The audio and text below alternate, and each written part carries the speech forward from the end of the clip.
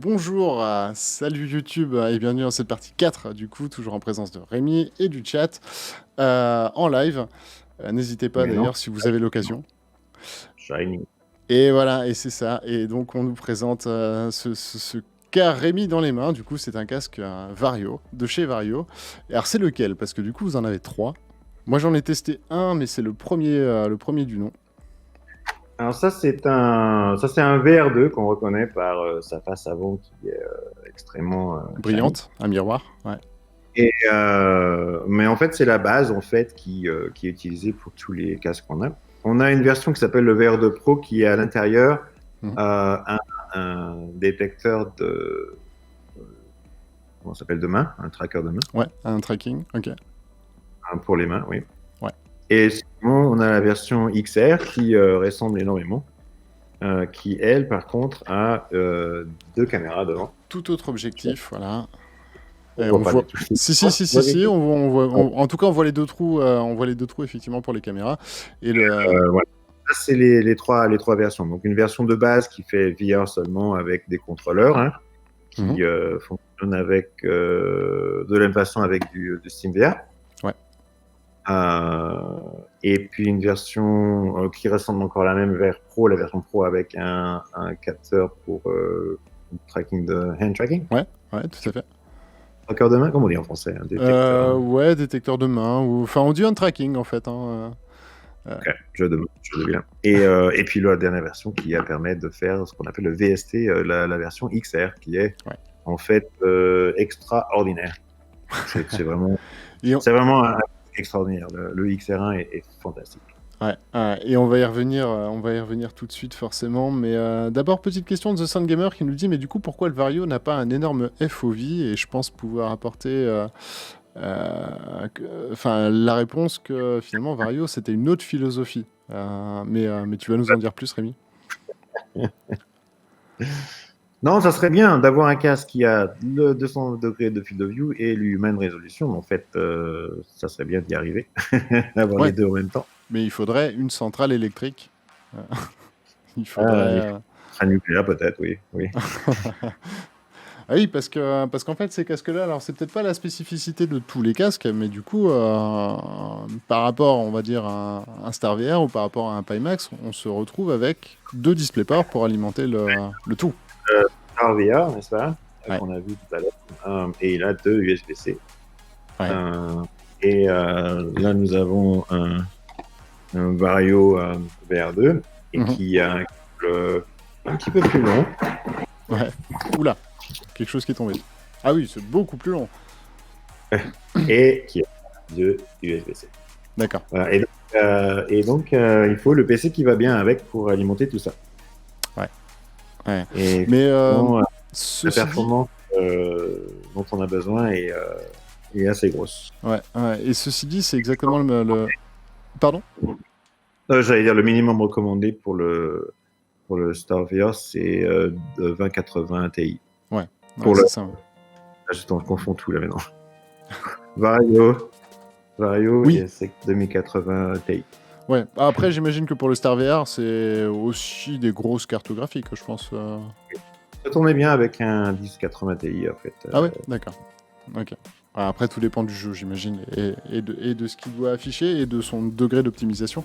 Mais ouais, donc 2080 Ti et deux ports USB, ouais, effectivement, bah, c'est exactement les précaux, on va dire, du 8KX de chez Pimax. Hein, donc effectivement, c'est une nécessité d'avoir besoin de jus et de bande passante pour les données. J'imagine, c'était ça la principale... Ah. Alors qu'on a perdu Rémi. Rémi, tu as freeze. Hop, bah, je vais en profiter pour lire un petit peu le chat. Non, alors Draken, effectivement, oui. Il n'y a pas grand-chose au-dessus d'une 2080 Ti à l'heure actuelle, même si ça devrait changer au courant du mois de septembre. Ce qui est fantastique chez Vario, en fait, c'est bon, Rémi, on t'a retrouvé. Bon, tiens, il est assez sale, mon casque. Mais, alors, je pense qu'on voit, là, mais... Les pour enlever ça, c'est magnétique, ça. Ah bah, tout est démontable, c'est parfait. Ouais, c'est pratique parce qu'on a deux versions, la version petite tête et la version grande tête. C'est parce qu'il faut cacher la lumière qui rentre en fait. Ouais, forcément. Ouais.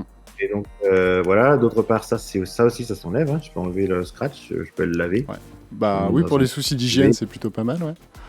Parce que là, attention, il y a quelque chose que je voulais annoncer d'ores et déjà, c'est qu'on n'est plus du tout dans la même gamme de prix. Ah non. Attention, on n'est plus du tout là dans la même gamme de prix qu'un XTL, qu'un Pimax forcément, mais qu'un Star VR non plus. C'est-à-dire que là, dans tes mains, on a des casques qui sont... Celui-là est à 5 ou 6 000 $, je sais plus le prix exact. Et la version avec la caméra XR est à 10 000 $. Ouais, ok. Et par contre, c'est important pour les devs qui nous regardent, c'est exploitation du SDK comprise? Oui, il n'y a pas de... Alors là, je suis pas un vendeur, mais il y a... je te pose une colle. Désolé. Il y a un coût additionnel pour le SDK, oui. Alors, est-ce qu'il est compris bon. Je crois que c'est 5 000 plus 1 000. Et le SDK, c'est tous les ans qu'il faut le payer. Ok, ça marche. Ouais, si on veut le support et tout ça, forcément. Il n'y a pas que du support, on rajoute des tas de fonctionnalités. D'ailleurs, on va en parler un peu plus tard. Il y a de la dernière version de logiciel, de genre de fonctionnalités qu'on rajoute au fur et à mesure. Ouais, qui a été release il y a peu. Oui, on en release très souvent, en fait. Très, très souvent. Du coup, à quoi ils sont destinés, ces casques alors attends, on va juste répondre à la question de The Sound Gamer qui nous dit mais du coup à quoi ils sont destinés ces casques? Alors très clairement les casques Vario sont destinés à des proof of concept, à du professionnel, enfin on va en reparler, de toute façon on va voir les cas d'usage au travers justement des nouvelles fonctionnalités qui ont été mises au sein du SDK, les industriels entre autres, effectivement. Il y a pas mal de gens qui veulent utiliser de la VR dans leurs applications. Et ils prennent un casque. Tous nos clients, c'est des gens qui commencent avec autre chose avant, en général. On ne commence pas avec un casque à 10 000 $ en se disant tiens, je vais voir ce qu'on peut faire avec. En général, les gens ils commencent avec un Oculus, un Vive, etc. Tout à fait. Et puis ils utilisent l'application, ils utilisent le casque, ils font une application, et puis ils s'aperçoivent que c'est pas utilisable dans leur application. Et la cause principale de ce problème, c'est la résolution, c'est-à-dire quand les gens veulent faire du training, par exemple, je veux apprendre à quelqu'un à piloter un avion ou ce genre de choses. Si je prends un casque classique, qui sont très bien d'ailleurs, avec même un HP Reverb, etc. Ouais. Quand je vais vous regarder les instruments qui sont sur mon panneau virtuel, il va falloir que je fasse ça et ça.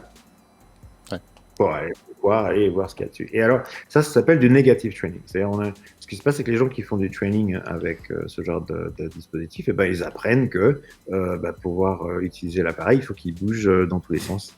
Alors qu'en fait, et ça cause des problèmes quand on veut piloter un avion à plusieurs G ou qu'on est censé regarder son etc. Donc c'est pas. L'idée est bien, la VR est bien, l'idée est bien, mais pour du training, c'est super, on peut faire des tas de choses, c'est du virtuel, ça n'a pas de risque. Le training en VR est fantastique parce qu'on s'est aperçu que les gens retenaient beaucoup plus que son propre VR. Donc ça a énormément d'impact. Mais par contre, ça marche pas parce que on peut pas lire les écrans, on peut pas voir le clavier, on peut voir les. Ouais. C'est pas exactement comme dans la vraie vie, en effet. Donc ils disent ils ont dépensé des millions de dollars à mettre en place, développer de logiciels, etc. Et puis, c'est facile. On leur dit, il suffit de dépenser un petit peu plus d'argent au niveau du casque et puis tout va aller bien. Et donc, ils essayent ça et on en vend plein. Puisque il n'y a pas d'autres casques qui puissent répondre aux besoins de ce professionnel. Ouais, alors justement, la spécificité de Vario, c'est 2 écrans. Et c'est peut-être ce que tu essayais de nous montrer avant qu'on switch. Je suis désolé, je t'ai coupé. Non, mais on va pas le voir vraiment à l'intérieur, mais je voulais montrer simplement que Vario, au niveau. Donc, c'est un écran au-dessus de ce qu'on a vu au niveau de Star VR, qui avait un eye tracker. Donc, l'eye tracker permet de regarder les yeux et permet de savoir d'ajuster l'IPD. Ouais. Là, on va se retrouver avec le même système. Il y a un eye tracker, pareil, qui est d'ailleurs plus rapide et plus précis. Mais si on regarde les blocs ici, les blocs, ils sont montés en fait sur un mécanique et un moteur électrique. Okay. Et quand on met le casque, il va regarder où sont les yeux et il va ajuster automatiquement la position du bloc optique devant les yeux. Ok. Ça c'est cool. Ça, c'est... Donc plus moyen de se tromper, comme on disait tout à l'heure. Ouais, tout est Donc, automatique. Vous prenez Madame Michu, elle met son casque, elle a besoin de rien, le casque va gérer à sa place et c'est cool. voilà. Et ça mesure l'IPD, et pas seulement ça, ça mesure aussi l'orientation des yeux, ça mesure. Et on utilise ça dans. Le plus on comprend l'utilisateur et comment lui fournir les informations dont il a besoin au bon endroit, et mieux c'est, quoi. Donc on utilise cet automatisme-là est très très important en fait. Au niveau de nos casques. Alors, le bloc optique lui-même, en fait, il est composé. On a deux écrans dans chaque bloc optique. On a un écran qu'on appelle l'écran focus et un écran qui s'appelle l'écran contexte. Ouais. C'est deux écrans complètement séparés. Alors, c'est pour ça que c'est beaucoup plus. Qu'il faut un PC un peu plus gros pour le Vario, parce qu'il faut générer une image pour chaque écran. Et ces images-là vont avoir des informations qui se répètent. C'est-à-dire, la première image va être pour le grand champ de vue, le champ de vue complet, à la résolution. En fait, c'est intéressant parce que notre premier écran, donc l'écran qu'on appelle le contexte, qui couvre le champ de vue complet, a exactement, c'est le même genre de technologie, à peu près la même résolution que un casque lambda. Que les Vive Pro, etc. Ouais. C'est la même genre de chose. Et on commence avec ça pour démarrer. Et ensuite, on a un autre écran qui, lui, est situé au milieu avec une résolution.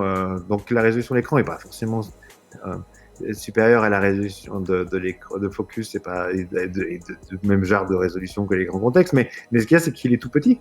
Il va couvrir uniquement 30 degrés, en fait, au centre. Et ça veut dire qu'on a, donc je parlais, le PPD. Le PPD, il va être de 60. Ce qui veut dire qu'on a une vision, en fait, quand on porte des lunettes, on dit on a une vision 20 sur 20-20, on dit comme ça, 20-20, 20-20 en France 10 sur 10 10 sur 10, voilà. 10 sur 10, okay, ouais. Ça dépend des unités. Oui, tout à fait. Donc voilà, on a une vision parfaite au centre de l'écran. Alors, ce qui est très rigolo, c'est qu'il y a même des gens qui ont une meilleure vision dans le casque Vario qu'en réel. Et ça, c'est différent. Ça m'avait fait le coup. Qui fait qu'on... Alors ça, c'est rigolo parce qu'en fait, les gens qui portent des lunettes comme moi, en fait, ils ont un petit problème d'adaptation en distance. Les casques, en fait, ce qui se passe, c'est qu'ils ont les optiques qu'on a aujourd'hui. On pourra parler de ça autrement, mais en général, ils projettent à distance fixe. Tout est projeté à la distance, en fait. Ouais, tout à fait. Et donc, ça permet à l'œil de s'adapter plus facilement. Et donc, et donc, il y a beaucoup de gens qui voient en fait plus net dans l'écran que dans la vie réelle, dans un écran Vario. Donc, c'est vraiment fantastique, quoi. La différence est exceptionnelle. Alors, c'est très, très compliqué à mettre au point, par contre, parce qu'on a ces deux écrans de technologies différentes qui se mélangent optiquement au centre. Il faut faire le blending entre les deux.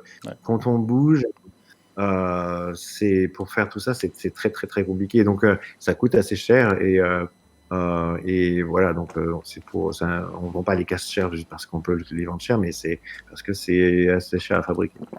Forcément. Et puis pour le coup, énormément de recherche. Effectivement. C'est typiquement ce que je vous présente là à l'écran. Alors j'aurais peut-être pu zoomer. Hop.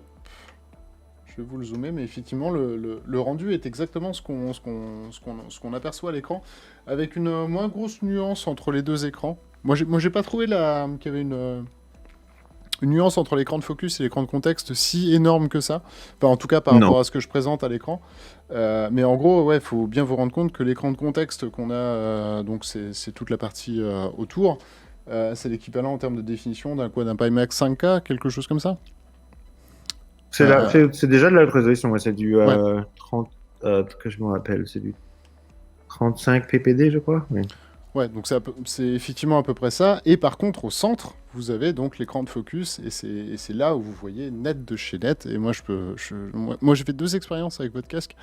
J'ai fait celui de l'avion, et une scène un peu japonisante, un jardin un petit peu japonisant, et c'est vrai que c'était vraiment bluffant, quoi. C'était vraiment bluffant. Dans l'avion, là, on se retrouve sur le tableau de bord et on le voit comme si... Enfin, j'avais même l'impression, moi aussi, pour le coup, ça m'avait fait le coup de voir mieux que dans la vraie vie. C'était assez perturbant, mais Malheureusement, Voilà. j'ai Et pas donc, pu repartir avec. c'est un marché différent, c'est pas de l'immersion. Hein. Ouais. Star Wars, c'était de l'immersion complète. On sait même plus qu'on porte un casque, c'est léger, on regarde partout, il y a de la VR partout. Là, c'est différent, c'est focus. Hein. On est sur une tâche particulière. Donc, nos clients, ils vont avoir des tâches à accomplir dans lesquelles ils sont pas en train de bouger dans tous les sens. On vend Ouais. pas des Vario pour jouer comment ça s'appelle, À Beat à Beat Saber. Saber. Ouais. On les vend pour faire C'est pas l'idée. de la chirurgie, d'entraîner dans des centrales nucléaires ou aussi on pourra le voir conduire des voitures ou Ouais. faire des Oui, tout recherches, à de la fait. recherche Hop, moi je vais passer sur ça. les. Alors, on y viendra par la suite au casque qui est présenté, parce que du coup, c'est le XR1 qu'on va voir dans la vidéo là, de Volvo, justement. Euh, Mais on a une question dans le chat. On nous dit d'ailleurs, ça fonctionne comment le eye tracking? Donc, il y a plusieurs systèmes, dont le plus connu va être à base de caméras infrarouges. Mhm. Euh, Oui, est-ce- on a des caméras infrarouges, oui, Ouais. qui regardent les yeux et on a autour là, on a des éclairages en fait qui viennent éclairer l'œil à des fréquences particulières, dans un ordre particulier qui permet de regarder les réflexions. Alors j'ai peut-être une vidéo. En fait, ce qui se passe avec Vario, c'est on donne toutes ces informations-là et la vidéo est compris à l'application. Donc Ouais. on peut voir exactement les glyphes et l'image de l'œil. Ah, ça pourrait être Euh, intéressant. Bah, hésite pas, hein. Tu peux me la passer dans le Discord, ou si jamais, de toute façon, on fera un article aussi pour relayer le stream, on pourra le mettre en lien sans problème. Oui. Alors, moi, j'ai une question, parce que, alors, du coup, nous, ça fait un moment, hein, qu'on relaye les articles de chez Vario sur le site. Et le dernier en date, c'était la release, justement, de votre dernier casque, et toujours pas, entre guillemets, hein, je dis toujours pas, mais l'écran de focus dynamique. Et ça avait fait un Oui. battage, et on avait eu l'occasion d'en parler un petit peu plus tôt avant ce live, du coup, entre nous. Et je trouvais l'explication super intéressante à donner aux développeurs. Donc, pour vous resituer le contexte, l'écran dynamique, enfin l'écran de focus, c'est-à-dire l'écran sur lequel vous voyez le mieux, initialement, Vario l'avait communiqué comme étant un écran dans le futur dynamique, c'est-à-dire que ça va suivre votre regard. C'est-à-dire qu'à partir du moment, enfin à partir de ce moment-là, ça veut dire que vous avez finalement tout le temps l'écran maximum devant les yeux. Et ça vendait énormément de rêves.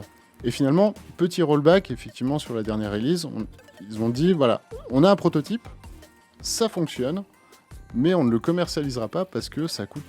Enfin, voilà, parce qu'il y avait des soucis, forcément, de SAV. Plus il y a de mécanique, plus c'est compliqué, hein, en termes Donc c'est exactement les mêmes soucis que Varifocal avec Oculus. Mais ça va au-delà de ça, en fait. Ça a peut-être pas une si grande utilité que ça. C'est ce que tu m'expliquais. Oui, c'est au fur et à mesure on s'aperçoit. Ce qui s'est passé, c'est que. Alors, la raison pour laquelle on a différents modèles, c'est parce qu'on essaie de sortir des modèles au fur et à mesure, de voir comment ils sont utilisés et apprendre par rapport à ça. Et ça, c'est important pour savoir dans quelle direction il faut qu'on aille, puisque la boîte est limitée en ressources et donc il faut qu'on puisse savoir dans nos prochains modèles ce qu'il faut qu'on fasse. Et on s'est aperçu en fait que sans casque VR, juste dans un environnement normal, on va tourner ses yeux, on va bouger les yeux pour regarder à gauche, à droite, et on le fait très rapidement. Hein. Ça permet de fabriquer une parallaxe et de construire le modèle 3D dans le cerveau. C'est inconscient. Hein.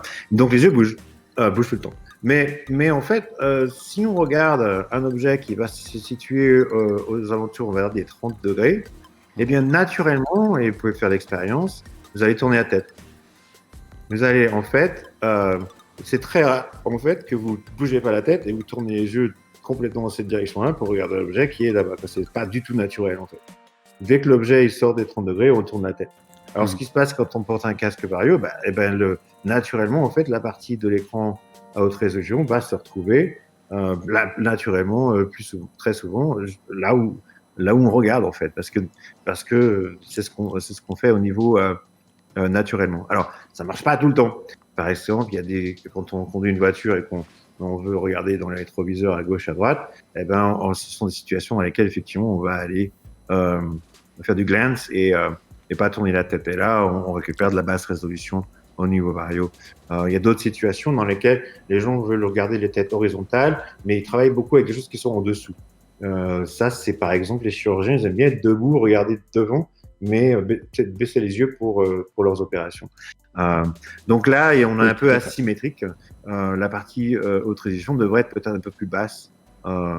Mais il n'y a rien qui vraiment justifie de voir bouger l'écran. Surtout les glands, en fait, ça va être très difficile parce que quand je fais un gland, je bouge l'œil, je le remets, ça va très très vite, quoi. Donc, la résolution n'est pas trop un problème dans ce cas-là.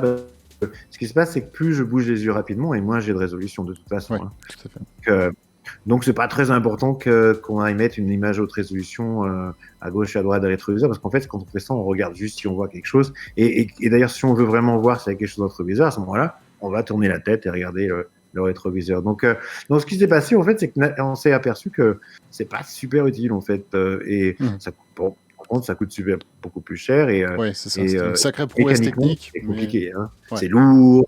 Il faut des moteurs, ça fait du bruit, ça fait des vibrations. Donc, c'est beaucoup de complexité pour pas grand-chose, en fait. Ouais. D'ailleurs, je fais une petite aparté. Le varifocal, donc le système d'Oculus, qui s'est présenté maintenant il y a 2 ans, hein, donc qui permet en fait de faire le focus en fonction de ce qu'on regarde, plutôt que d'avoir un focus fixe.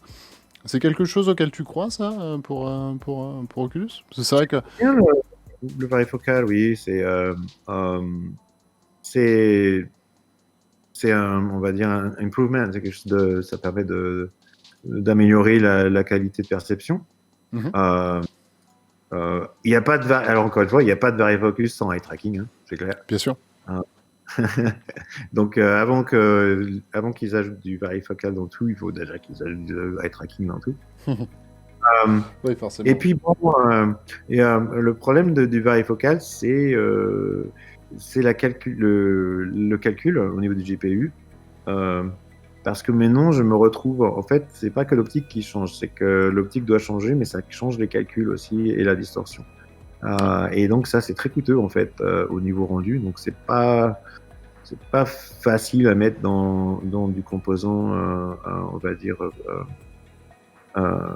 qu'en commerce. Ouais. Parce que ça va demander des PC beaucoup plus performants. Alors c'est pas très faisable sur des trucs comme du Quest en fait, parce que ça serait trop... Ça coûterait trop de GPU. Trop gourmand, ouais, tout à fait. Ouais. Et en plus, ça nécessite que ça soit complètement asymétrique, parce qu'on n'a pas forcément la même vision d'un œil à l'autre. Il y a des gens qui sont astigmates d'un œil, myopes de l'autre, et du coup, voilà. Effectivement, c'est très compliqué. Mais ça veut dire quand même, on touche à un point essentiel, c'est-à-dire que on peut, avec le eye tracking, on peut savoir quelle profondeur de champ il faudrait qu'on applique au casque. Ça, on peut le faire très rapidement, et donc ça marche très très bien. On sait, avec l'eye tracking, on a la position en 3D de l'objet qu'on regarde. Il suffit simplement de regarder où les rayons s'intersectent. Voilà. Ouais, et ça, c'est complètement fou, parce que ça veut dire que par la suite, effectivement, on voyait les porteurs de lunettes. On le voit souvent, moi-même j'ai des lunettes de temps en temps, et les casques VR et les lunettes, c'est problématique. Peut-être que dans un avenir très proche... Non, il n'y a aucun problème. Ça dépend des casques. Ouais. Aucun problème. En tout cas, ça dépend des casques, mais en tout cas, ça peut sur certains types de casques être un souci. Mais ça veut dire que ça, par la suite, on peut imaginer assez facilement, une fois que le eye tracking sera démocratisé partout, que ce soit le casque qui corrige en fait la vision de l'utilisateur. C'est-à-dire que plus besoin de porter des lunettes. Bon, en fait, ça fait partie aussi du... Le problème des lentilles, en fait, c'est que, et du fil du champ de vue, hein, c'est que plus les lentilles sont loin des yeux, et plus les écrans aux lentilles doivent être importantes pour couvrir le champ de vue. D'accord? Donc, si mes lentilles, elles sont là, il faut que mon écran, comme le Starvia, par exemple, hein, donc, si je veux couvrir le champ de vue complet à cette distance, mon écran comme ça. Si mon écran était juste à côté de l'œil, il pourrait être beaucoup plus petit. Ouais. D'accord? Et couvrir le même champ de vue. Mais non, le problème que j'ai, c'est que je peux pas mettre l'écran là, parce que la distance entre de focus, elle est pas comme... Je peux jamais focus sur un truc qui est juste là, c'est pas possible. Ah bah non, ouais, complètement. Donc il faut qu'il y ait une distance entre l'œil et l'écran qui soit minimale. Alors ce qu'on va faire, pour compenser, c'est qu'on va créer ce qu'on appelle des lens pancakes, par exemple, ou ce que Oculus appelle des lens holographiques, c'est un peu pareil. Ce qu'on va faire, c'est qu'on va créer des rebondissements à l'intérieur du verre de la lentille pour agrandir le chemin entre l'œil et l'objet, et l'écran. D'accord ? D'accord. Et donc, parce qu'en fait, l'œil, il sait pas que le rayon, il sait pas. C'est très amusant d'ailleurs. C'est la distance qui compte, pas la distance parcourue, on va dire, et pas la distance réelle. Quoi. Donc, c'est ça. donc, il suffit que j'ai suffisamment de distance. L'œil, il va arriver à faire son focus en fait D'accord. sur l'écran. Et donc, tu penses que c'est. Et après, on passe au Vario XR1 dans la foulée, mais. Je pense que tu as dû l'avoir passé, cette annonce, du coup, des labos de Facebook Reality, avec les fameuses lunettes. On a plein de trucs dans les labos aussi. Ouais, j'imagine, mais du coup, c'est un système auquel... tu penses que ce prototype, parce que c'est à l'état de prototype, mais quand même, il l'annonce comme étant un prototype réellement fonctionnel, qui utilise ce genre de technologie, parce que là, pour le coup, donc c'est une paire de lunettes. Et on est à distance d'écran d'une paire de lunettes qu'on vient poser vraiment sur son nez. Oui, mais c'est pas parce que c'est moins cher, hein. Ça se trouve c'est plus cher qu'un Vario. Donc, Tout à fait. Ah oui. Non, alors là, ils ont ni communiqué sur une quelconque date de sortie, ni même sur un prix, ni même sur des puissances, finalement. Mais le principe même, en fait, du concept... Graph, je conseille, en fait, j'ai pas la réponse à ça, mais ce qu'il faut regarder, en fait, c'est les publications de SIGGRAPH. Okay. Il y en a qui ont été faites l'année dernière par Oculus, justement, sur les prototypes qu'ils avaient avant, comment on fait les calculs, et il y aura d'autres présentations au SIGGRAPH. Il faut vraiment regarder ce qui se passe au SIGGRAPH, les annonces, et essayer de regarder un peu en détail ce qui se passe. Et beaucoup de choses sont... on s'aperçoit qu'il y a beaucoup de choses qui marchent dans un cas particulier, beaucoup de prototypes, et qui ont beaucoup d'inconvénients et qui ne sont pas possibles à faire en tant que produit. Mais les avancées sont vraiment... c'est super intéressant. Je veux dire, il faut vraiment y arriver, en fait, à réduire la distance entre l'œil et l'équipement pour pouvoir avoir des équipements qui soient plus petits, plus stable, c'est clair. Le fameux mot, effectivement, dans la bouche de tous les constructeurs à l'heure actuelle, c'est le wearable. Donc quelque chose de vraiment portatif, quelque chose de designé, en fait, pour être naturellement porté, on va dire, au quotidien. Ouais. Mais je vais faire une remarque, par contre. Et c'est un truc qu'on a fait pas mal à Vario, parce qu'on n'a pas le choix à Vario. On a des casques qui sont un peu plus lourds, avec beaucoup de matériel. Et ce qui est vraiment important, finalement, c'est pas la taille du casque, ou c'est le confort. Ouais, c'est l'équilibrage. Voilà. Et donc, et le confort est beaucoup plus important, en fait, que est-ce que c'est une paire de lunettes ou un casque qu'on a autour de soi. Donc, par exemple, le Quest n'est pas super confortable parce que le poids est tout devant. Ouais, c'est ça. Et donc, on va avoir des gens qui vont rajouter du poids derrière. Exactement. Il y a même un Kickstarter qui a été fait là-dessus, justement, qui avait très bien marché. Voilà. Donc ça, c'est un truc à Vario. On a vraiment des user groups et on fait attention à ça. Et les casques sont les plus confortables possibles, en fait. Ouais, c'est ça. Donc pour faire finalement, votre but, c'est aussi, au travers de tout ça, de pouvoir faire de la session longue durée. Pour un utilisateur professionnel, quoi. Les pilotes d'avion, par exemple, il faut qu'ils passent 3 heures dans un simulateur, quoi. Donc 3 heures avec le casque sur la tête. Ouais, tout à fait, complètement. Et donc là, on va passer au summum, à votre pépite, du coup, qui est le XR, et sur lequel, déjà, tu vois, pouvoir présenter le concept fondamental du casque, parce qu'il change un peu. Là, on n'est plus on n'est plus sur de la VR, on est sur de l'XR. Et donc l'XR, comme on l'a dit tout à l'heure, donc c'est mélanger la réalité avec le virtuel. Si je résume, en fait, si je vulgarise. Et du coup, c'est quoi le concept de ce casque ? Et ça vient en fait, quand on regarde le nom de la boîte, Vario, ça veut dire ombre, en fait, en finlandais. Et l'idée de Vario, la fondation de la boîte, en fait, c'est d'arriver à créer un système dans lequel on ne peut plus faire la différence entre ce qui est réel et ce qui est virtuel. Et c'est vraiment le fil qui nous guide, en fait, et ce vers quoi on essaie d'y arriver. Et le XR, c'est donc le XR1, c'est notre premier produit à faire ça. L'aspect fondamental de la technologie qu'on a dû développer, c'est d'arriver à faire passer les images VR, réelles dans la réalité virtuelle sans perte de résolution et sans latence. Alors la résolution, on l'a déjà vu, on a maintenant des écrans qui sont avec la même résolution que l'humain, donc on peut projeter des vidéos. Si on bouge pas, hein, on peut imaginer, on a une vidéo parfaite du monde réel projeté dans la VR et on a la même résolution. Donc typiquement, on ne sait pas si ça vient d'une caméra ou de la VR parce que l'œil ne fait pas la différence au niveau résolution.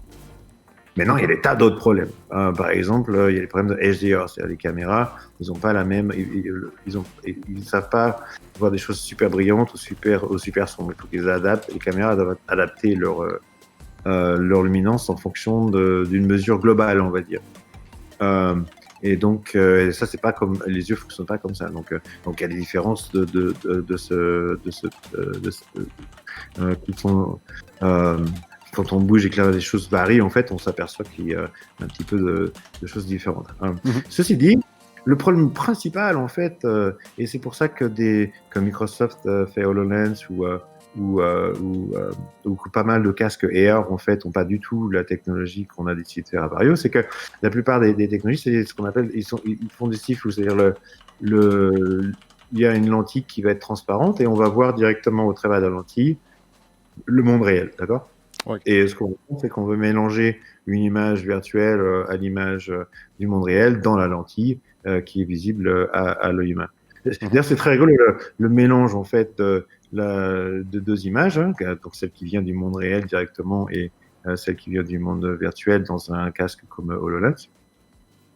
C'est exactement la même genre de technologie qu'on utilise pour mélanger nos deux écrans en fait, hein, dont on parlait avant. Mélanger les deux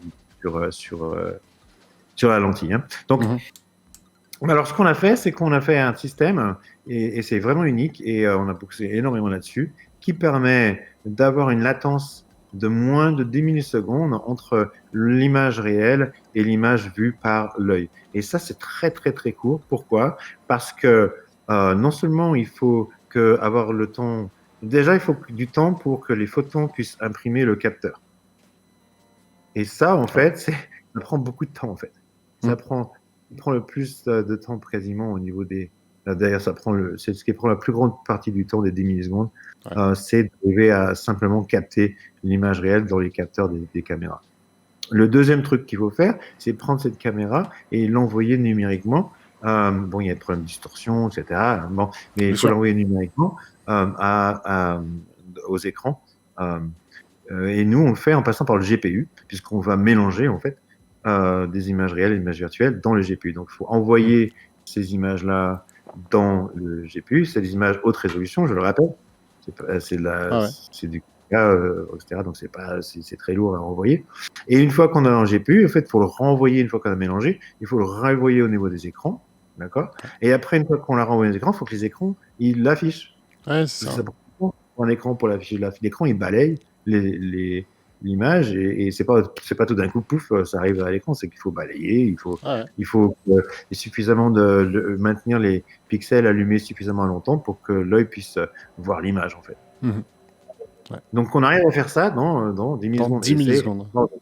Donc la seule façon de le faire quand on regarde les fréquences à laquelle les caméras ou les écrans fonctionnent, c'est de le faire pixel par pixel.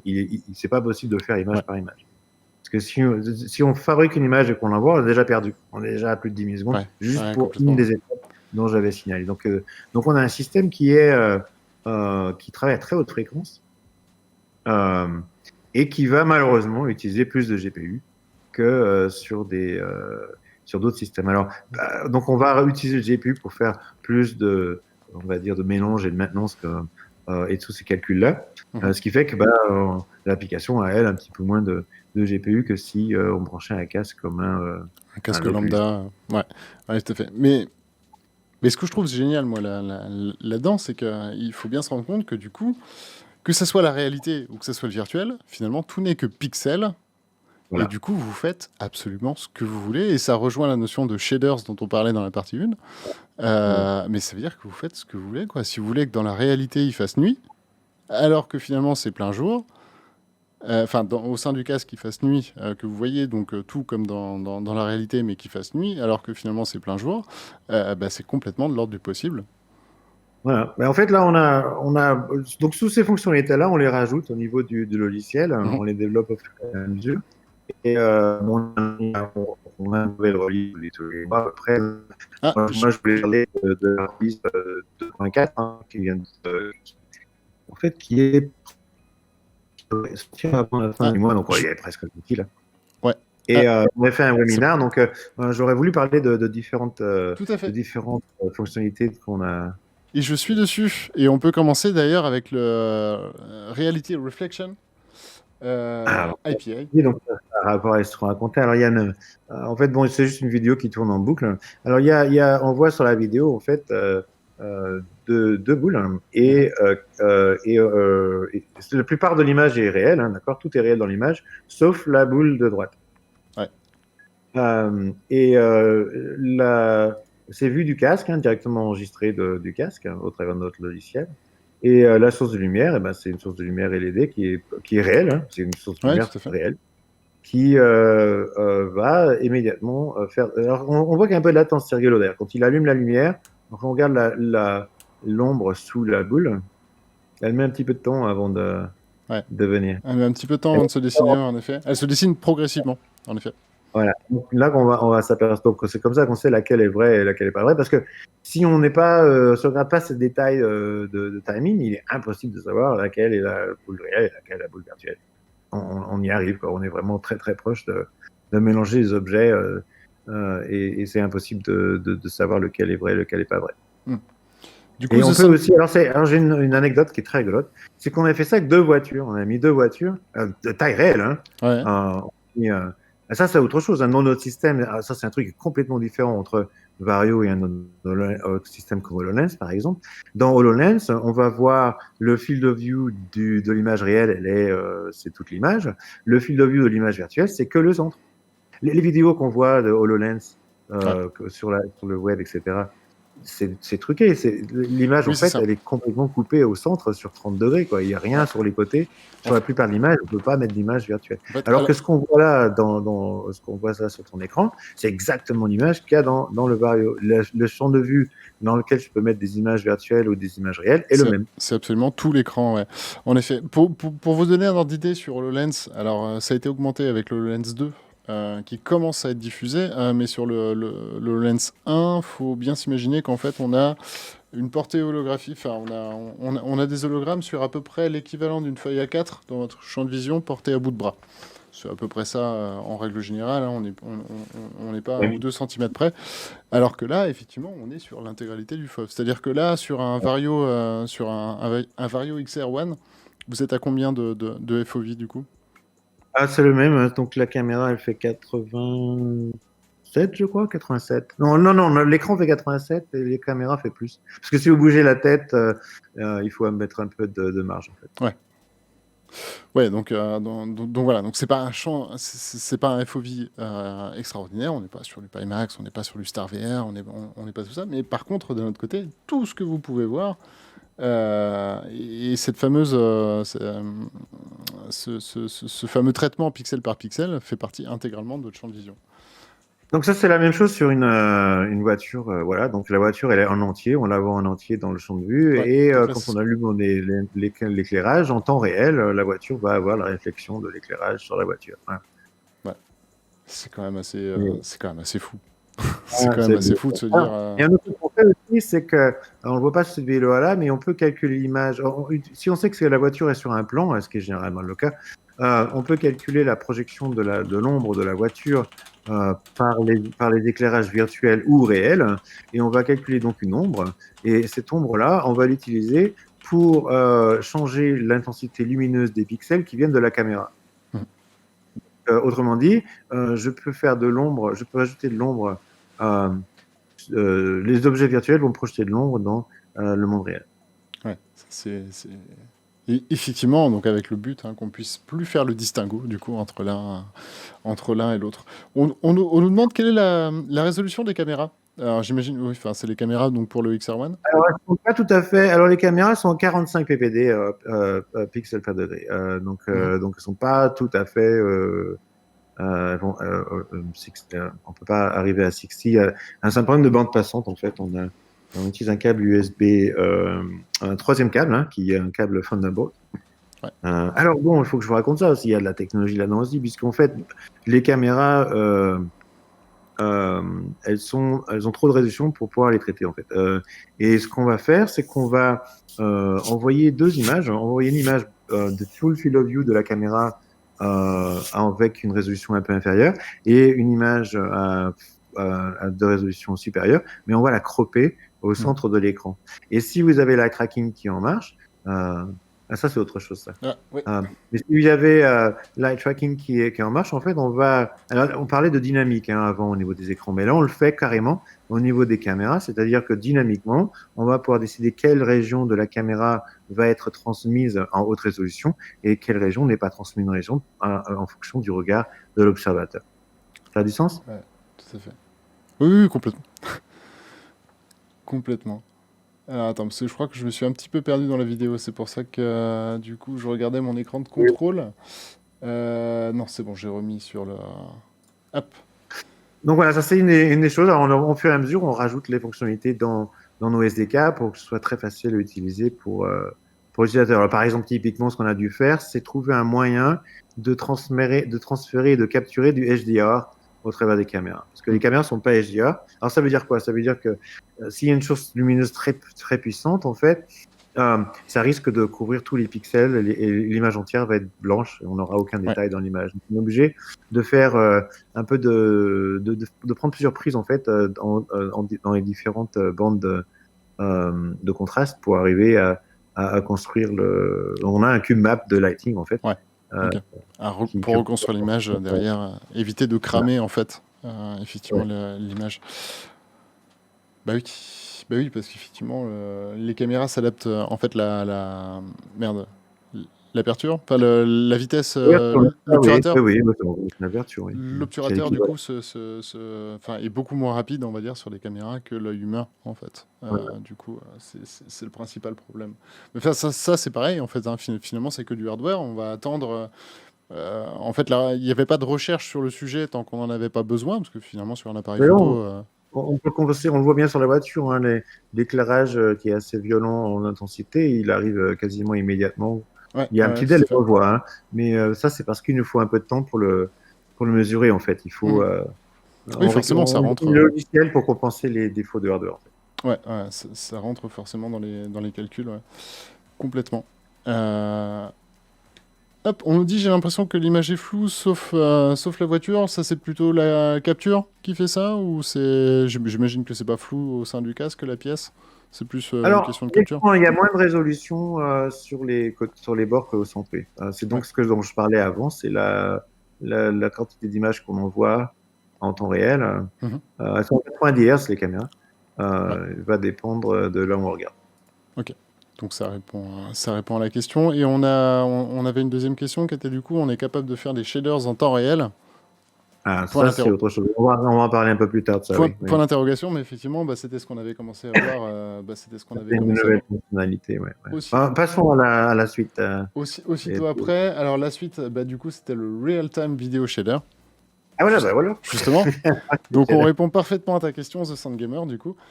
Avec les extraits. Oui, parce qu'en fait, j'étais à l'ITSEC, je présentais le casque et il y a des gens qui venaient et qui disaient on ne peut pas utiliser le Vario, ça a l'air vraiment bien, mais on ne peut pas l'utiliser. On est obligé d'utiliser des choses comme des HoloLens parce que nos pilotes s'entraînent de nuit. Et le Vario, il y a des caméras et les caméras, elles ne marchent pas la nuit. Et j'ai dit je vois pas pourquoi. Ça peut très bien être éclairé à fond à l'extérieur et puis vous pouvez mettre un shader sur vous diminuez l'intensité lumineuse des capteurs et puis vous affichez ce que vous voulez à l'intérieur. Donc le pilote, il peut très bien avoir l'impression d'être la nuit. Alors qu'en fait, c'est en plein jour. Et d'ailleurs, c'est plus safe, en fait, on va dire, parce que ça permet que les opérateurs ils soient pas dans le noir pendant que le pilote voilà, donc il voit, donc c'est pour ça qu'on a développé ça. Alors ce qu'on voit sur cette image là, ce qui est important de voir, c'est que on utilise un green screen là, c'est-à-dire en fait le cockpit il est réel là. Mais les images qui sont à l'extérieur du cockpit sont virtuelles. Et donc, il y a le logiciel qui génère les images à l'extérieur.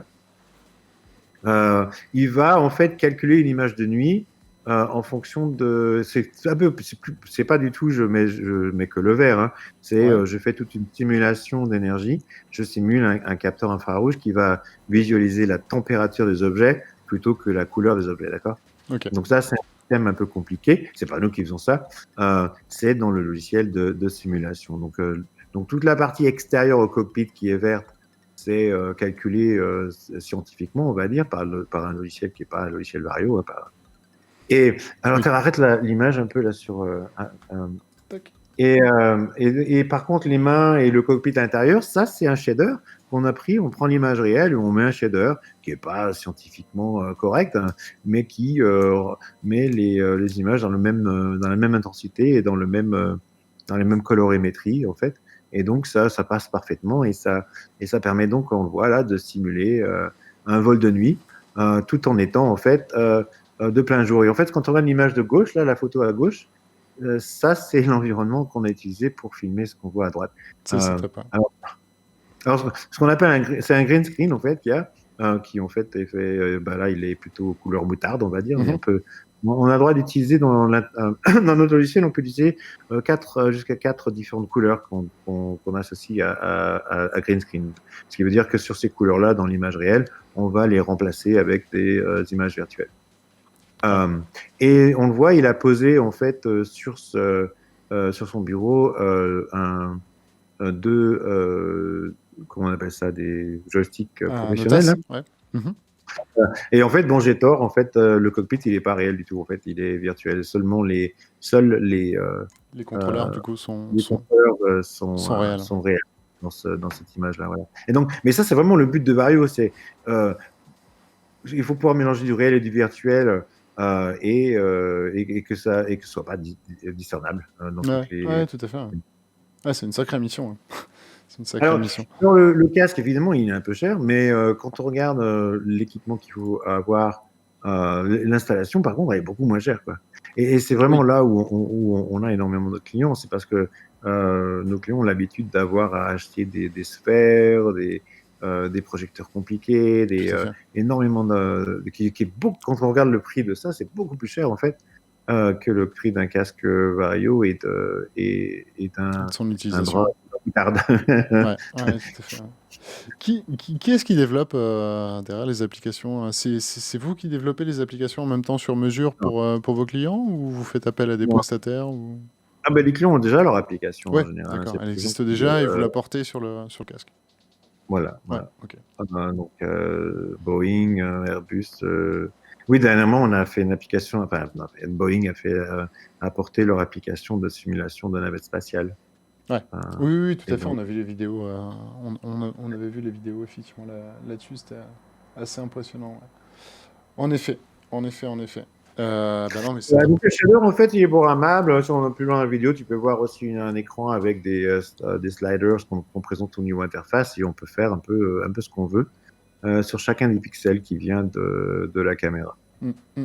Alors, je sais pas où c'est. Si tu as le timecode, je suis preneur. Voilà. C'est ça. Les contrôle et après on peut mettre du code. C'est du code HLSL dedans et des réglages. Voilà. Donc on programme ce qu'on veut en fait. C'est quand même assez fou de se dire que, du coup, on peut mixer vraiment qu'on peut vraiment mixer réel et virtuel à ce point-là.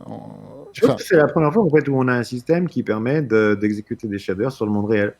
On est dans la matrice. Ouais, complètement. Ah oui, alors là, sans aucun doute. Et d'ailleurs, c'est fascinant de se dire, même en vulgarisant, de se dire que finalement, tout ce que vous voyez, c'est du pixel avec tout ce qu'on en connaît comme traitement qu'on peut faire avec un shaders.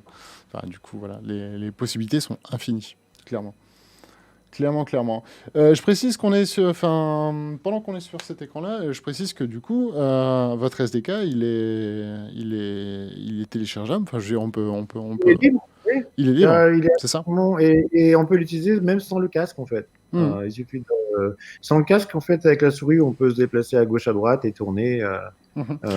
Et on peut absolument programmer sans le casque. Oui. C'est ça. Alors du coup, oui, forcément, hein, ça va pas toucher tous les publics, mais en tout cas, si vous êtes développeur et que vous voulez voir ce que ça donne, et savoir du coup jusqu'où vous pouvez aller, bah, c'est tout à fait faisable de façon complètement gratuite. Après, forcément, hein, si vous voulez le casque, là pour le coup, il faudra payer. Ce qui est tout à fait normal. Ça marche. On avait le motion compensation également, Ah oui, sur lequel... qu'on a rajouté, oui. Oui. Alors hop, ça a un rapport avec... ça a un rapport, en fait, avec... comment ça s'appelle déjà le warping, en fait. Hein. Parce que quand je tourne la tête, en fait, mon image, elle n'est pas forcément là. Donc, il faut que je déplace mes images en fonction de la rotation par rapport au temps de calcul des images. Hein. Ça, c'est des trucs assez classiques. Et puis ensuite, il y a aussi... euh, si je me déplace, pas seulement en rotation, mais si je me déplace, en fait, le wrapping, il va pas être linéaire, en fait, il va être en fonction du déplacement de la géométrie, en fait. ouais. Mais ce qu'on a rajouté là, en fait, c'est un truc un petit peu différent. C'est si je génère des images à 30 Hz et qu'il y a des objets qui bougent dans l'image. Donc non, c'est même pas l'histoire. Bon, en fait, on fait les corrections pour l'utilisateur qui bouge par rapport à l'image, mais le problème c'est que les objets peuvent très bien bouger dans l'image si l'application n'arrive pas à générer des images à 30. Alors ce qu'on fait, c'est qu'on va automatiquement détecter à l'intérieur de l'image si on reconnaît les objets. Ouais. Et si un objet est sur une image et qu'elle est sur l'image suivante et qu'il a bougé entre les deux, ben, on va calculer, en fait, on va générer automatiquement un clone, en fait, un fantôme d'objet, et on va l'insérer entre les deux. Donc, ça permet d'avoir des images beaucoup plus smooth au niveau du rendu si les applications n'arrivent pas. Et avec Vario, on a tellement besoin de puissance que ça arrive de temps en temps que les applications puissent pas suivre, en fait. Et donc, voilà, et donc, ça donne une image vraiment super smooth de l'objet, comme si les images avaient été... Ah ouais, donc on passe de 15, là, 15, c'est 4 fois moins, on a 4 fois moins Ouais, c'est ça. Et on arrive à faire quelque chose d'assez... ouais, là, on voit la différence, effectivement, entre 15 et 60. Là, on a vu le 15 tout brut, et là, on va voir le 15 avec la prédiction, et effectivement, on a un gain qui est assez conséquent, ouais, clairement. Donc c'est vraiment intéressant parce que on arrive au niveau SDK, donc toute l'énergie et l'argent qu'on met dans le SDK permet d'améliorer après coup en fait les applications avec le même hardware en fait. Ouais, tout à fait. Ouais. Et c'est difficile pour une boîte qui fait du hardware parce que il faut financer le développement du logiciel, quoi, et on peut pas forcément le financer que sur le hardware. En fait. C'est ça, ouais, parce que le casque c'est du one shot et pour le coup, voilà. Mais d'un autre côté, c'est un avantage monstrueux de se dire que finalement, ceux qui ont acheté un XR1 il y a un an, enfin, vous l'avez sorti quand? Il y a... Ouais, c'est ça. Ceux qui l'ont acheté il y a un an font pas du tout la même chose ou n'ont pas du tout les mêmes potentiels derrière que maintenant. Et du coup, tout ça, ça a évolué au fil du temps. Et pour eux, alors c'était pas gratuit, comme tu dis, il y a des frais d'exploitation du SDK forcément, mais en tout cas, leur device ne fait qu'augmenter en technologie et en capacité. Et là, c'est automatiquement, ça améliore une application sans rien avoir à faire. Quand on update le logiciel et tout d'un coup, l'application est un peu plus smooth. Ouais, clairement. Qu'est-ce qu'on nous dit dans le chat? Après, pour les simus, il faut toujours les trucs pour les sensations. Oui, enfin, les retours haptiques. Je pense que c'est ce que voulait dire The Sound Gamer. Effectivement, oui, après, on a toute une panoplie d'accessoires qui peuvent venir effectivement combler une formation ou un training qu'on pourrait avoir en VR. C'est pour ça que les gens utilisent. C'est pour ça qu'en fait, on peut pas remplacer un objet réel, en fait. Hein. Donc, il y a des formations dans lesquelles il faut absolument avoir l'objet réel. Il y a des appareils qui peuvent être virtuels parce qu'ils sont moins importants dans la même formation, etc. Donc on essaie de donner cette panoplie à nos clients qui puissent décider quels objets ils veulent mettre en vrai et quels objets. Voilà. C'est impossible de conduire une voiture sans un volant, quoi. Il n'y a pas un seul truc haptique qui va permettre de faire ça, quoi. Il faut le volant, quoi. Donc, Ouais, tout à fait. Pareil pour un chirurgien, il lui faut ses instruments. Enfin, c'est très compliqué en fait de pouvoir. Par contre, tous les simuler. boutons et l'autoradio, bon, bah, je peux les mettre en virtuel, quoi. Si je pousse un bouton puis qu'il n'est pas vraiment là, c'est pas très très grave, quoi. Ouais, non, clairement. Une autre partie, effectivement, sur lequel on voulait s'arrêter, pardon, c'est les marqueurs. Ah, les marqueurs, c'est cool ça. Ouais. C'est les Alors les marqueurs, en marqueurs. fait, Alors, bon, on les avait dans la version d'avant et là on les a rajoutés en fait dans Unity. Alors c'est ces petits des petites feuilles de papier là qu'on imprime, là, ouais. que vous pouvez imprimer. Faut les imprimer. Enfin, si je sais imprimer de manière plus professionnelle, on va dire ça marche mieux. Mhm. Et on peut les utiliser pour poser des objets virtuels dans le monde réel en fait. Donc je sais pas si c'est une image qui suit. Après je me rappelle plus de cette vidéo. Alors, hop. Peut-être Oui, un je peu pense plus qu'ils vont loin, nous il y a montrer. Voilà, typiquement, on a la montre en fait qui alors la montre, viendra. elle n'existe pas, ouais. En fait, la montre, elle est. Ça va être une vidéo, en fait, ça. Ah, c'est pas une vidéo. Alors attends. Une Hop. vidéo? Ah, zut. Non, il va pas y avoir de vidéo sur le sujet. Ok, bon. Ben, la montre, en fait, elle Ah, n'existe pas. si, pardon. La personne, elle tient un. Ah, si, c'est une vidéo, regarde. Si, c'est La bon. personne, elle tient un marqueur dans la main et le logiciel remplace le marqueur par une montre. Voilà. Et donc, si j'ai plusieurs utilisateurs, je peux donner la montre à quelqu'un d'autre. Hmm. D'accord? Ouais, Parce complètement. que, Ouais. la montre, elle est. Et elle vient complètement supprimer cette notion de marqueur. C'est-à-dire qu'à l'heure actuelle, on va dire que elle vient supprimer tous les pixels du marqueur à la base. Elle est plus grosse que le marqueur, déjà. Oui, Oui, ouais. en plus, ouais. Ok.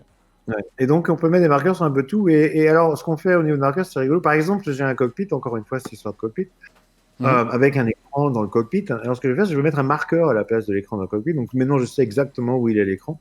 Et je peux remplacer le contenu de l'écran par du virtuel. Alors là, par exemple, j'ai plus besoin d'utiliser un green screen. D'accord? Parce que Oui, je sais où tout est à fait. je peux détecter le marqueur avec la caméra et je sais exactement à l'endroit dans lequel je peux remplacer du monde virtuel du réel par du virtuel. D'accord? Donc c'est une autre Ouais, façon de faire le mélange. ouais, complètement. Alors après, c'est vrai que dans le chat, on voit bien que la notion de marqueur est assez est connotée vieillot, on va dire. Mais attention, parce qu'il y a énormément d'évolutions qui ont été faites sur justement les marqueurs et autres. Et effectivement, ce qu'on fait dans la R basique, justement, c'est qu'on a un marqueur, mais on le voit, en fait, ce marqueur. Il n'est pas du tout enlevé, il n'est pas du tout... et, euh, et du coup, ça bouge... Enfin, ouais, je sais pas trop comment le dire, effectivement. Je me suis perdu un peu dans mon argumentaire, mais enfin, du coup, clairement, la technologie marqueur, typiquement, que vous avez sur téléphone, n'est pas du tout la même. En AirKit, en fait, on peut prendre une image, on dit voilà, c'est un marqueur. Tout à fait, ouais. Et donc, c'est des choses qui existent au niveau des portables. Ce qui est nouveau ici avec ce qu'on a, c'est que c'est la première fois où on a ça dans un casque XR. En fait, c'est pas au travers du téléphone, je vois un marqueur. Ouais. C'est dans mon casque, dans mon monde VR. Maintenant, j'ai des objets. Vous vous êtes rapproché d'une boîte pour le coup que je connais très bien, même si elle a changé. Enfin, c'est plus Vuforia maintenant, c'est PTC, et du coup les prix ont flambé. Mais vous travaillez de pair avec eux. Eux, enfin, sur la technologie de marqueur, ils sont. Ben, pas nous, mais il y a des clients qui utilisent différents Ouais. logiciels, oui. Et donc, on intègre avec.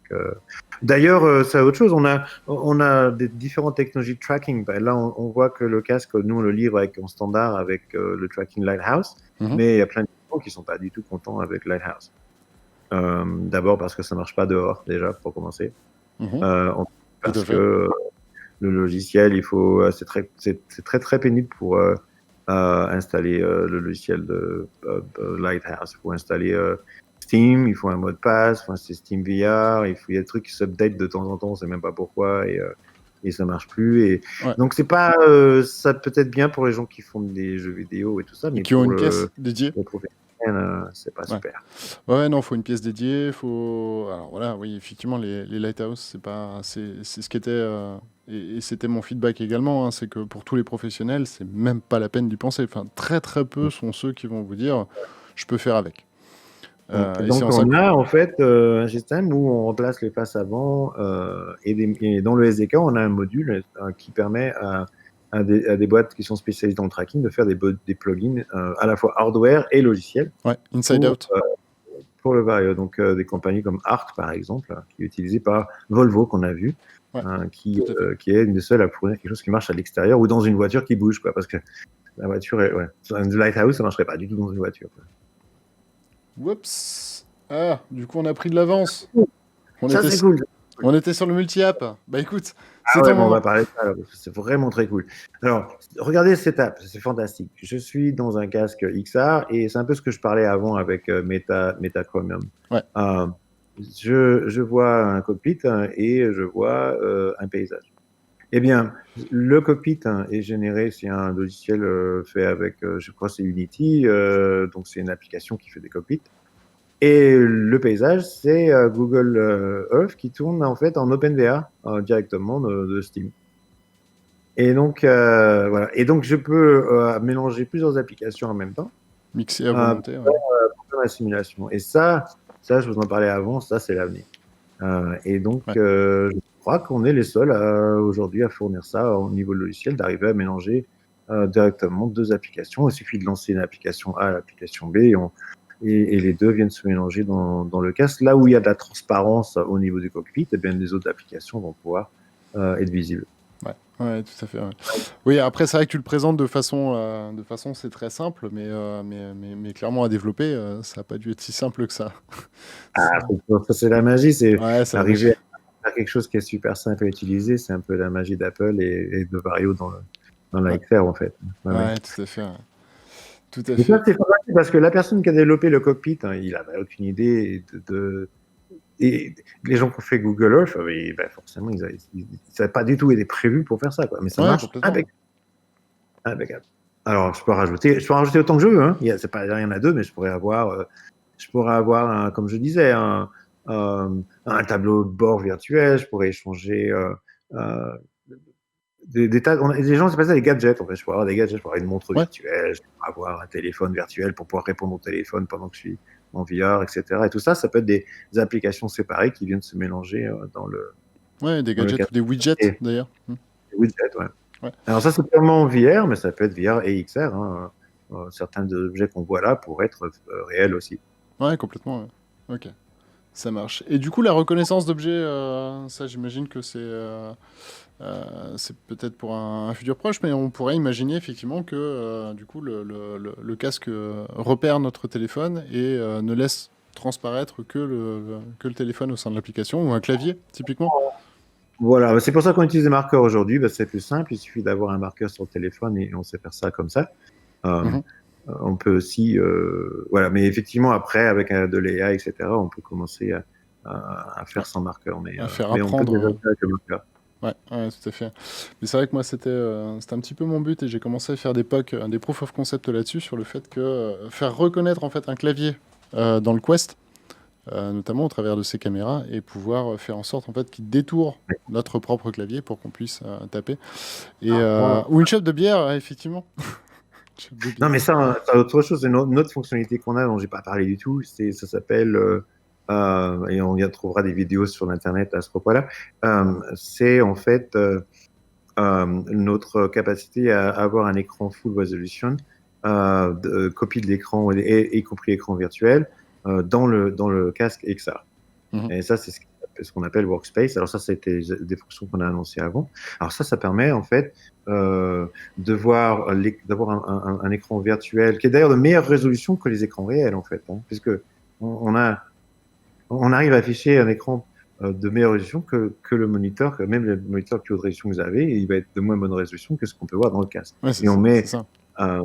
Et on met donc votre application, je sais pas, vous utilisez Maya, par exemple, on parlait de Maya avant, ou Unity, et vous avez Unity qui est là, dans votre application. Et alors, ce qui est formidable, c'est que si j'appuie sur Play dans Unity, je fais mon truc dans Unity, voilà, j'ai mon écran virtuel qui est là, suspendu au milieu de mon monde réel, mais non, et alors, je peux voir mes mains et mon clavier. Oui, c'est ça, c'est qu'on peut taper sur enfin, on est libre, et c'est la vraie liberté, effectivement, pour un développeur, typiquement, il pourrait faire du multi-écran, faire de mon vrai clavier, encore une fois, donc j'ai mon vrai clavier, ma vraie souris, et puis j'ai plein d'écrans virtuels. Alors, j'utilise Unity. Et maintenant, ce que je vais faire, je vais appuyer sur Play in VR, le bouton en haut dans Unity, la Play là. Ouais. Et bam, on se retrouve Et quand je fais ça, et ben, tout ce qui est autour de Unity, tout ce qui est autour de moi, devient le monde virtuel que j'ai créé dans Unity. Ouais, complètement.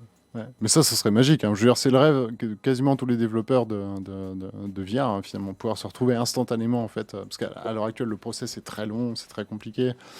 Mais ouais, ça serait C'est de base dans le XR. C'est de base dans le XR. Ouais. Et la raison pour laquelle ça marche avec nous et pas d'autres, c'est parce que, à cause de la résolution, encore une fois, c'est qu'on arrive à voir ce qu'il y a sur les écrans et pouvoir coder, etc. Si on n'a pas la résolution, c'est pas un système viable. Ah bah à l'heure actuelle, même avec un Pimax, effectivement, ou un HP Reverb, c'est encore, enfin, encore une fois, j'ai pas eu le G2 encore entre les mains, mais avec le premier du nom, en tout cas, c'était encore trop compliqué, effectivement, et encore fatigant pour les yeux sur des grosses sessions.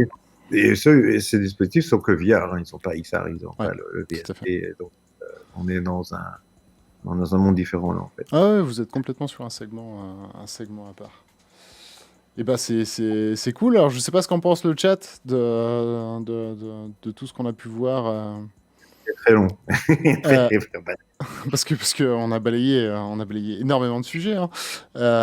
J'espère que ça vous plaît en tout cas, et puis que ça vous donne un peu une vision effectivement de ce que peut devenir la XR d'une façon générale, et le comment en fait ça va s'incruster dans nos vies, parce que du coup tout ça va aller de pair aussi avec la miniaturisation par la suite et autres, avec l'augmentation de la puissance des chipsets. Et du coup, bah ouais, imaginez-vous un monde où vous êtes plus capable de faire le distinguo entre virtuel et réel. C'est fou. C'est fou. Ouais. On nous dit ça fait rêver, en tout cas, ouais, clairement. Ouais. Alors pour l'instant, c'est au stade du rêve. Hein. On va dire que c'est un rêve accessible pour uniquement les industriels. Mais oui, voilà, ça. Il faut du pognon. Mais ça va venir, en fait, ça va se démocratiser. Voilà, en tout cas, c'est ce qu'on souhaite. Et du coup, je voulais terminer par quelques questions, y compris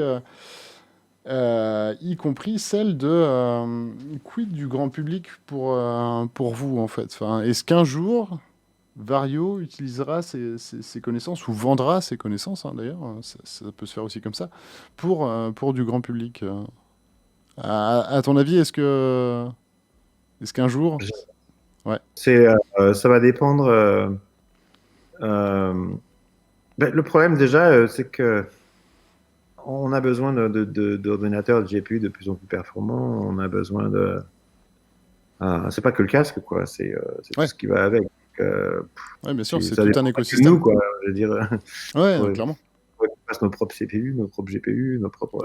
Donc, oui, non, ça serait mort, effectivement. Non, c'est tout un écosystème. On n'est pas en train de... On veut pas restreindre. On développe, forcément. Mais la VR, le problème de la VR, c'est qu'il faut que ce soit parfait de A à Z, en fait. Hein. Si un des points est faible, le maillon faible va se répercuter dans le casque et tout écrouler. Donc, je vois pas dans l'immédiat, et ça dépend, encore une fois, ça dépend pas de nous. Hein. Dans l'immédiat, je vois pas comment on a un écosystème qui pourrait supporter ça dans le grand public. Bien sûr. On a 2-3 inquiétudes, effectivement, de la part de Cinderès, notamment, et The Sound Gamer, qui nous disent, ouais, mais avoir un écran aussi proche des yeux constamment à longueur de journée, ça réduit la vision, enfin, ça nous fait perdre de la vision et autres. Vous avez des études, vous, j'imagine, là-dessus, hein, forcément. C'est très, très, très, très déconseillé. D'ailleurs, je ne ferai jamais mettre un casque VR sur des enfants en bas âge. Il ne faut pas du tout le faire.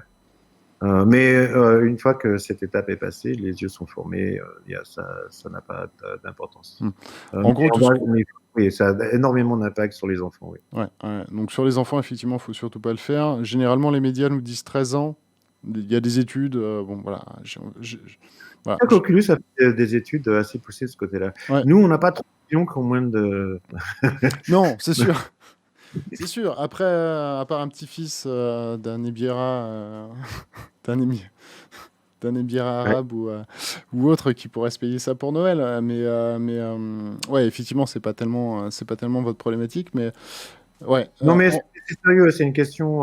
Moi, j'ai vu des gens mettre des casques sur les enfants et je dis, mais ça va pas, et ils sont pas au courant, et c'est vraiment, il faut absolument pas le faire. Il Ouais. faut diffuser cette information, ne pas mettre Ouais, de complètement. casque Non, sur non, les ça, je suis enfants. entièrement d'accord. D'ailleurs, c'est un véritable combat dans des salons comme la PGW ou autre pour expliquer aux gamins que, parce que bah, du coup, Ouais.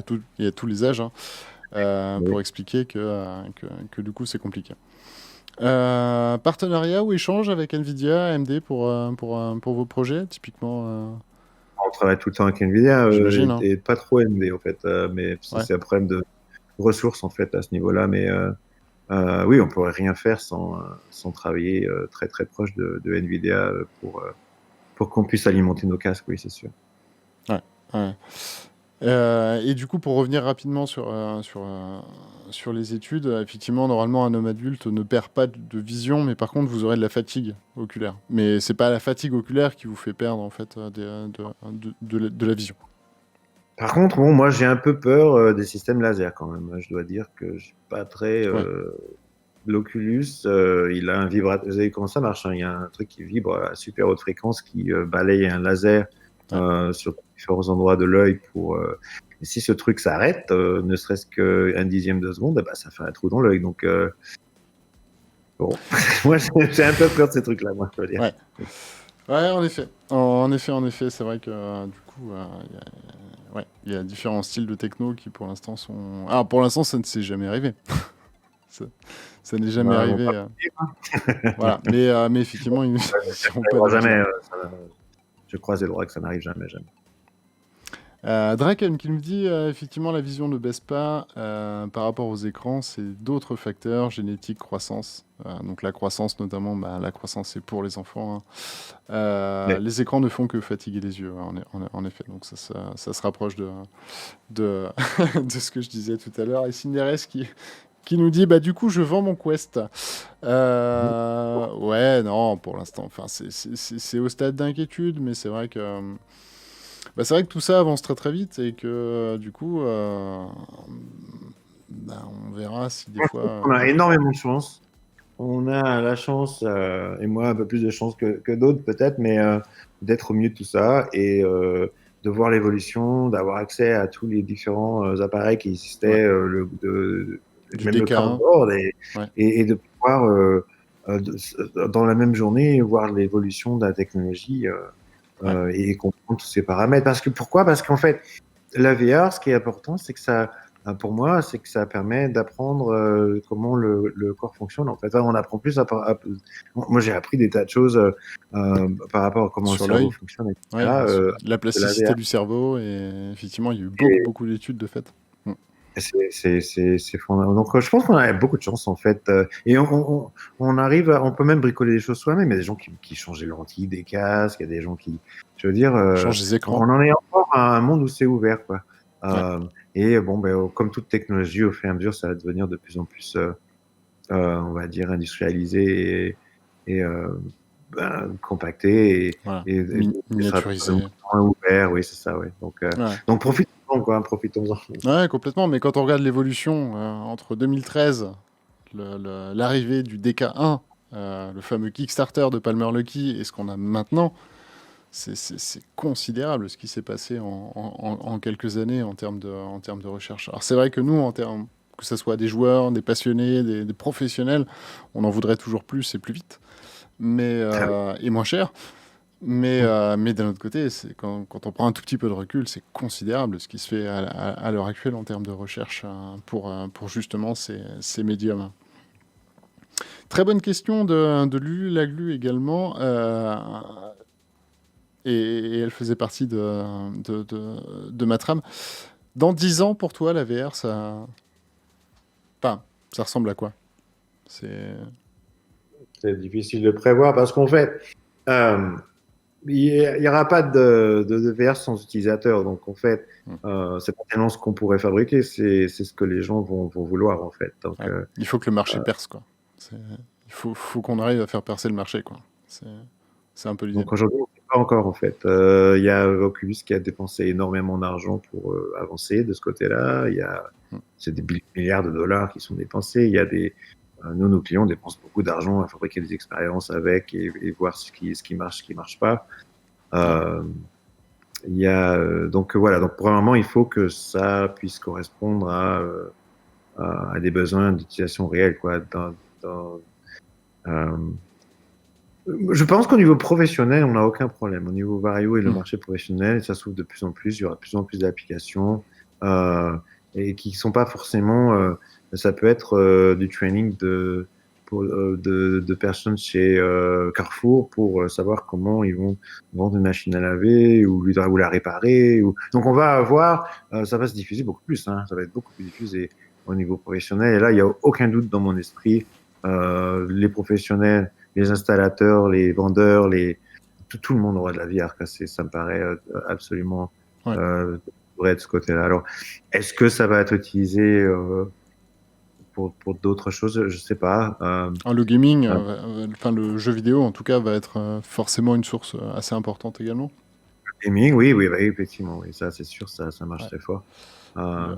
Et puis, mais moi je pense que je vais revenir sur ce que je disais en fait. Hein, je suis persuadé que aujourd'hui, bon peut-être demain ce sera pas vrai, mais je suis persuadé aujourd'hui que le multi-app, tout ce qui est WebXR et le fait d'avoir plusieurs applications qu'on puisse tous lancer en même temps dans un monde, remplacer le desktop en fait par un monde 3D dans lequel on puisse venir faire tourner différentes applications que récupère à gauche, à droite et qui vont s'interfacer ensemble. Je pense que c'est ça vraiment qui va tout changer. Je pense. Oui. Dans un sens, oui, non, mais puis on peut pas te donner tort. Hein. L'une des applications les plus utilisées, c'est Google Earth. On imagine que si on est capable de mettre un simulateur dans Google Earth, alors que les gens sont déjà en kiff total, rien qu'en se trimballant dans l'application, imaginez pouvoir avoir un DCS qui est un soft de simulation, mais directement dans Google Earth, ce serait juste magique. Ce serait magique. Oui, on n'en est pas très loin en fait, et ça, je pense que parce qu'en fait, ça va remplacer. L'avenir en fait dans 10 ans pour moi, c'est du cloud, c'est-à-dire quand j'ai besoin de performance, de calculer, ça sera dans le cloud. Calcul déporté, ouais, tout à fait. Tout ce qui est 3D, tout ça, je fais tourner dans le cloud et je mets mon casque VR sur la tête. J'ai pas d'ordinateur. Et tout se passe là-dedans, quoi. Voilà, donc c'est un peu l'avenir, quoi. Cloud et VR ou AR. Ouais. C'est la promesse de Shadow, en tout cas. Je sais pas si tu connais. Pour le coup, c'est les Français aussi. Shadow, c'est pareil. Voilà. Shadow qui fait justement du cloud computing. Et qui donc on les verra bientôt. Ça s'est retardé avec le Covid, mais qui sont sur le point de marketer une offre VR. Justement. Donc, excellent. Donc là-dessus, on en attend beaucoup. Alors après, à voir, hein, parce que tout le monde n'est pas... même déjà dans du flat, tout le monde n'était pas fan, n'était pas convaincu par Shadow. Maintenant, nous, on va les tester, on va voir. Mais en tout cas, ouais, effectivement, je te rejoins complètement là-dessus. C'est l'avenir. Alors... Que ça passe par la 5G, que ça passe par la fibre, que ça passe... Enfin, voilà, peu importe, hein, j'ai envie de dire, mais effectivement, c'est le calcul déporté, c'est ce qui sauvera beaucoup les devices, en tout cas. Et ce qui leur permettra d'être évolutifs, en fait. Et moins cher. Et moins cher. Oui, tout à fait. Il n'y aura tout simplement pas de calcul, ou très peu, en tout cas, dans le casque. Ok, je pense qu'on a fait le tour. J'espère que ça t'a plu, Rémi. Que ça vous a plu également dans le chat. Je sais pas si tu veux rajouter un petit mot de la fin. Je vous remercie profondément de m'avoir permis de faire un interview aussi long en français. Il y avait très longtemps que j'avais pas fait ça. Merci beaucoup. Écoute, c'est avec grand plaisir, tu rigoles. Enfin, c'était un honneur pour nous de te recevoir en stream. C'était super intéressant. Enfin, moi-même, je suis un développeur et j'aurais encore eu des milliards de questions à côté parce que tu touches un secteur qui m'intéresse beaucoup, mais sur lequel je suis pas expert. Donc c'est vrai que j'aurais eu des tas de questions. En tout cas, moi, ça m'a vraiment... j'ai été ravi de se faire ce live avec toi. avec vous dans le chat également. Je vais souhaiter à Vario toute la réussite en fait que vous méritez. En tout cas, n'hésitez pas à nous tenir au courant en direct sur nos boîtes mail et autres. On relayera les informations sans aucun problème. Vous pouvez faire passer des questions, il n'y a pas de problème si vous avez d'autres questions. Tout à fait, voilà. Du coup, n'hésitez pas quand vous poserez les questions sur le chat, sur le chat du site ETR, du coup, je relayerai sans aucun problème. Et puis merci à vous. Petite annonce avant de couper pour mardi prochain. On va avoir du très très lourd aussi. Mardi prochain, comment est-ce que je pourrais teaser ça On va parler de l'événementiel et c'est une star artistique qu'on va accueillir pendant le stream. Donc ça c'est plutôt cool. J'en suis pas peu fier qu'il ait accepté. Hein Comment Déjà Ne teasons pas. Ne teasons pas, mais on s'en rapproche. Ouais, on s'en rapproche. Donc, voilà. J'espère en tout cas que ça vous a plu. Pour tous ceux qui sont nouveaux, du coup, vous êtes les bienvenus tous les mardis sur ce stream. Et puis, je fais des streams un peu sauvages à la sauvage en fonction soit des événements, soit de ma volonté de jouer et des sorties de jeux. Donc voilà, n'hésitez pas à vous abonner, à follow les chaînes, ça fait toujours plaisir. Et puis voilà, nous on va vous souhaiter une bonne soirée à tout le monde. Et puis en vous remerciant d'être passé. Allez, bonne soirée à tout le monde. Salut.